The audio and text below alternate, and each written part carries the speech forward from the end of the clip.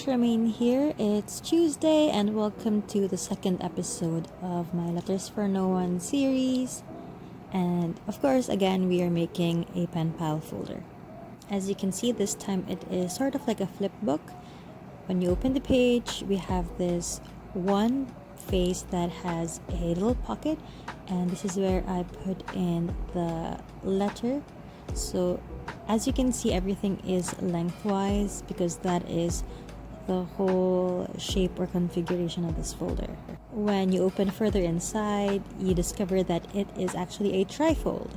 So we have this one secretarial pocket on the leftmost side, which of course I've put in a couple of ephemera, paper, sheets, and what have you.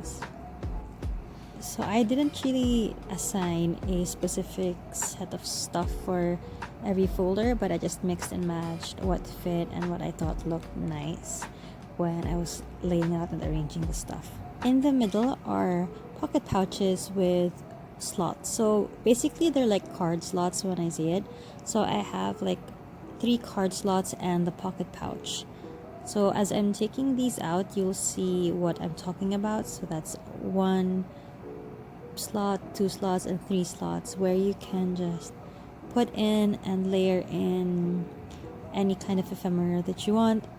The nice thing about having a number of slots in different layers is that you can easily layer different items or ephemera or stickers, and you can see most of them in a glance. So it gives you a chance to have a better arrangement of the items that you put inside the folder. And then we find another secretarial pocket with a card slot, and I've just put in smaller pieces on the card slot. And then another secretarial pocket with more stickers, washi samplers, and tags. In this video, I will show you how I made this Penpal folder. Before we begin with the tutorial, let me invite you to click that subscribe button and turn on that notification bell so you get updates when I upload new videos here on my channel. And now let's begin with this simple Penpal folder tutorial. This step you can actually skip if you have a good file folder or thick hard stuff that you have lying around. You can definitely use that. But I'm using this shopping bag, the same one that I used for the Penpal folder number 1, and just making it thicker by applying glue and making it 2-ply. No harm really in upcycling or recycling stuff. After prepping my recycled sheet for my base, it is time to put on the marks. In this video, you will see me measuring stuff, eyeballing stuff every now and then. This is the actual creation process for when I make a Penpal folder. I don't really have the measurements beforehand. But for this tutorial, I've measured everything and I have made a free printable with the complete measurements, and you can easily download it in the link I'll provide below. All the measurements are in mm, so if you just follow everything on the guide to the detail, you will have the same result or layout as the one that you can see on screen right now. After drawing all the marks on the Penpal folder base guide, the next step is to cut it to shape. So be mindful to follow the lines that says cut and the lines that says fold. I am simply using a cutter and a ruler to cut the items to shape, and to cut the round edges I used a scissor, and then to make the fold marks I'm just folding the creases in using this bulldog clip. As you can see on screen, as I slowly fold all the marks in where they should be, you can actually see the Penpal folder come to shape. If you find this confusing, you can refer to the printable. There is an assembly guide just to let you know which fold goes where. Please note that this secretarial pocket right here, the one that I'm pointing to with an arrow, is supposed to fold outwards because this is the pocket that will hold the letter. As I've said earlier, this is the actual creation process of the Penpal folder design, so as I continued on creating the folder, I had to make a few adjustments as I saw fit along the way. But before putting the Penpal folder together, let me show you a couple of things that you should do before securing all these flaps in place. First things first, before securing those flaps in place, you may want to decorate all the faces with whatever you're planning to decorate it with. You can add stamps, stickers, washi tapes. As you can see, since I secured all the flaps beforehand, it was a bit difficult when I was trying to get the paper to go inside the pockets. I also had to cut out each slot individually, so don't make the same mistake I did before putting things together. I suggest you decorate the pages, especially the inner fold.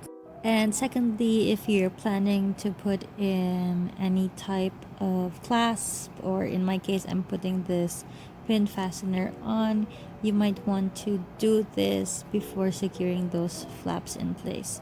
So after you're decorated, I actually just put in a hole and I just put in the pin fastener, as you can see in the video, and I had to just peel off the pocket pouch so I could secure the pin fastener in place as well as conceal it behind that pocket pouch.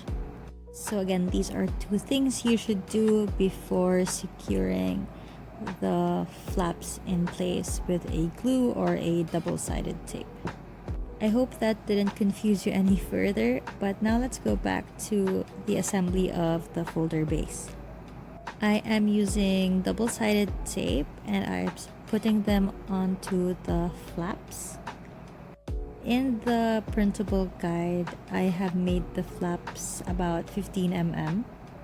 So if you have the thinner kind of double-sided tape, this should just be the right size for it.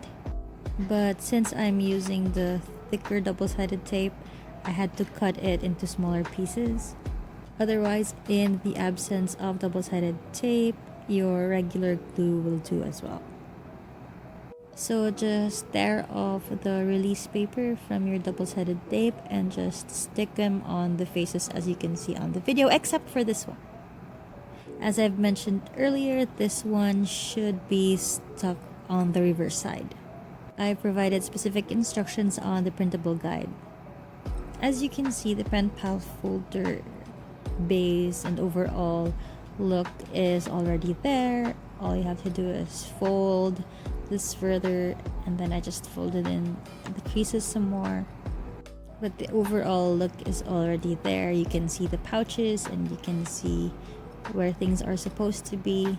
Mine looks a bit crinkly because of course I'm using a shopping bag, but I actually like that effect that I get.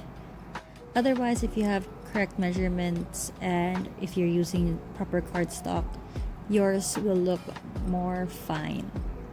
Oh, and since I'm using the shopping bag, the seams are likely to open, especially if I didn't glue them very well, so I'm just going back onto the seams and just making sure that they're all closed up.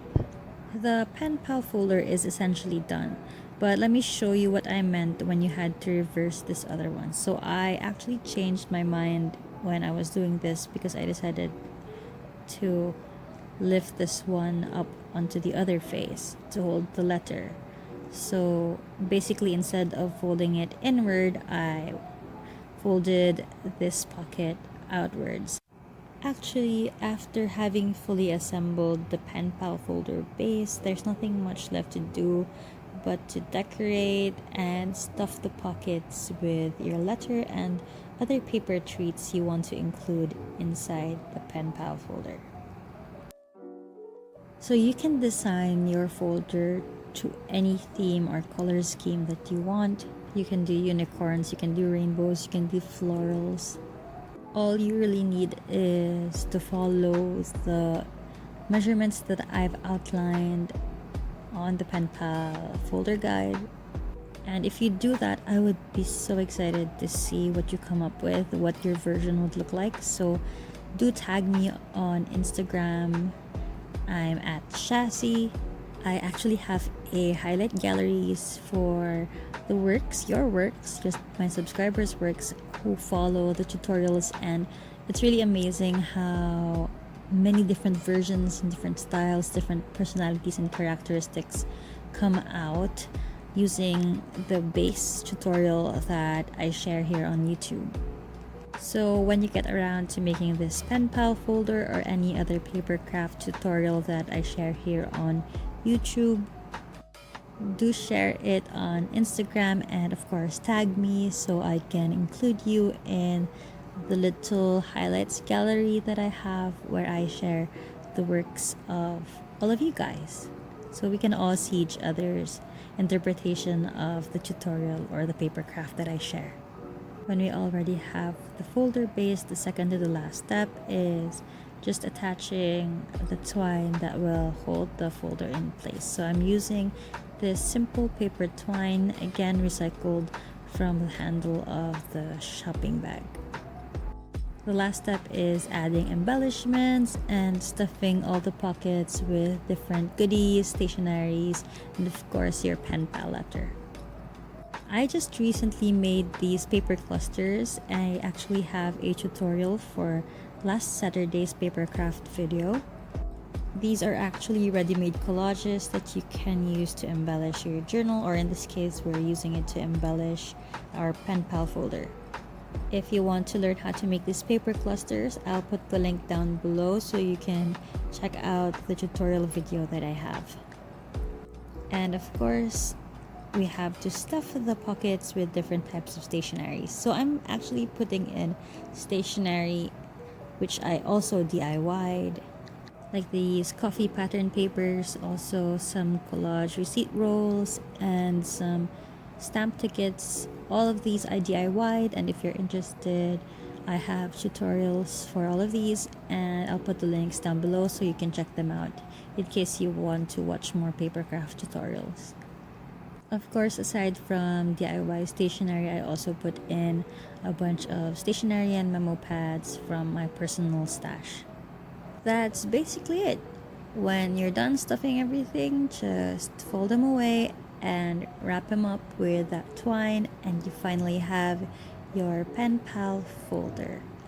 So this is pen pal folder number 2 for the Letter for No One series here on my YouTube channel. I'm sorry if maybe there were a few parts of this tutorial that's a bit confusing. Hopefully the free printable guide will help you navigate through the whole process of creating this pen pal folder. If you have any other questions, just drop them in the comment section below and I'll be happy to help you out. I hope you enjoyed this pen pal folder tutorial, and I hope to see you again in my next video.